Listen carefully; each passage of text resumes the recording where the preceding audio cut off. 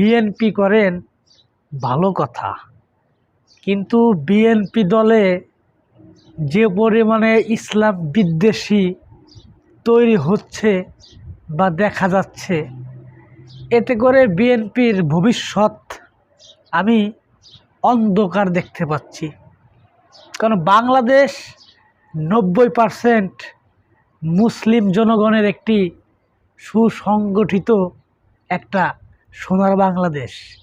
এই বাংলাদেশে ইসলাম বিদ্বেষী, ইসলামকে, ধর্মকে অপমান করে কোনো রাজনৈতিক ব্যক্তি না, শুধু যে কোনো ধারার মানুষ আজ পর্যন্ত কোনো সুবিধা লাভ করতে পারে নাই।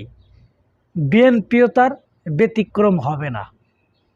বিএনপির সকল নেতা যে ইসলাম বিদ্বেষী, সকল নেতা যে ধর্ম ব্যবসায়ী, সকল নেতা যে ইসলাম নিয়ে চুলকানি দেখায়, এটা কিন্তু না।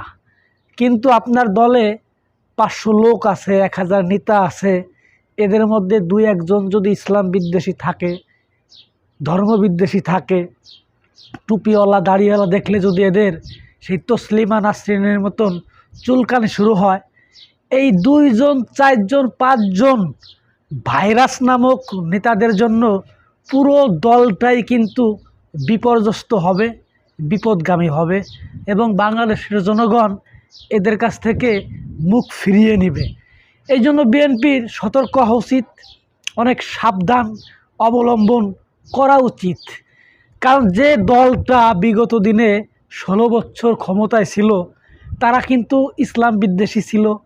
দাড়িওয়ালা, টুপিওয়ালা আলেমদের প্রতি তারা বিভিন্ন সময় বিভিন্নভাবে নির্যাতন চালিয়েছেন, গুম চালিয়েছেন, হত্যা চালিয়েছেন।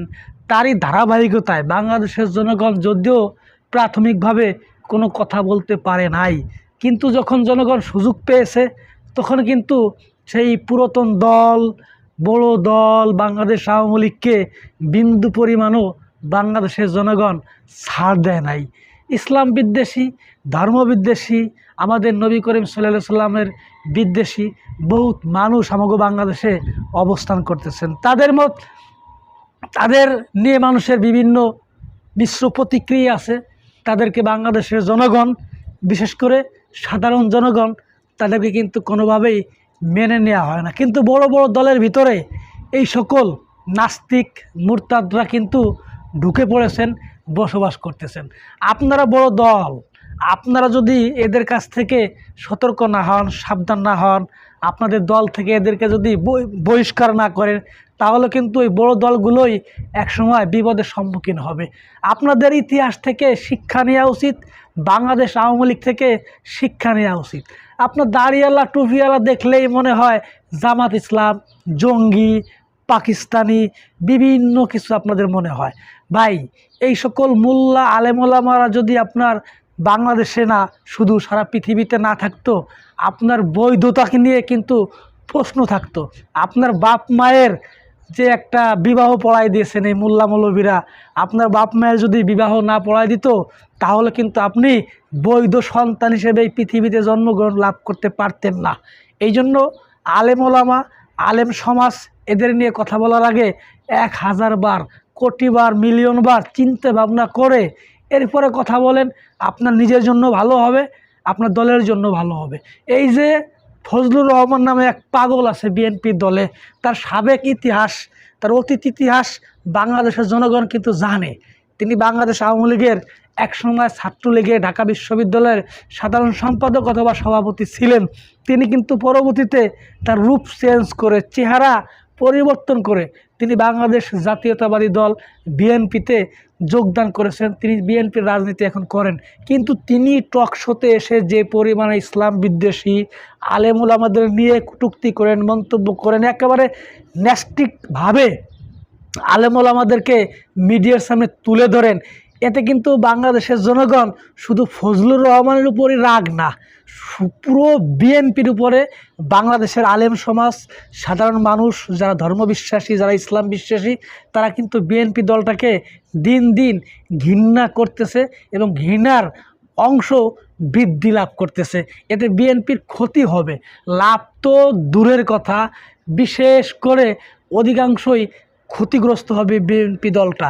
এই জন্য বিএনপি যারা হাই কমান্ড আছেন, বিএনপি যারা ঊর্ধ্বতন নেতা আছেন, যারা বিএনপির ভাইস চেয়ারম্যান আছেন, সভাপতি আছেন, তাদের প্রতি অনুরোধ থাকলো আপনাদের এই ইসলাম বিদ্বেষী ছোটোখাটো নেতাদেরকে লেগাম টেনে ধরতে হবে। আপনারা যদি এদেরকে লেগাম টেনে না ধরেন তাহলে বাংলাদেশের জনগণ মনে করবে আপনারাও ইসলাম বিদ্বেষী। আপনি সমর্থন করেন, এই জন্যই আপনার নেতারা মিডিয়ার সামনে এসে এরকম ইসলাম বিদ্বেষী, ধর্ম বিদ্বেষী, টুপিওয়ালা, দাড়িওয়ালা, আলেম বিদ্বেষী কথাবার্তা বলতে সাহস পায়।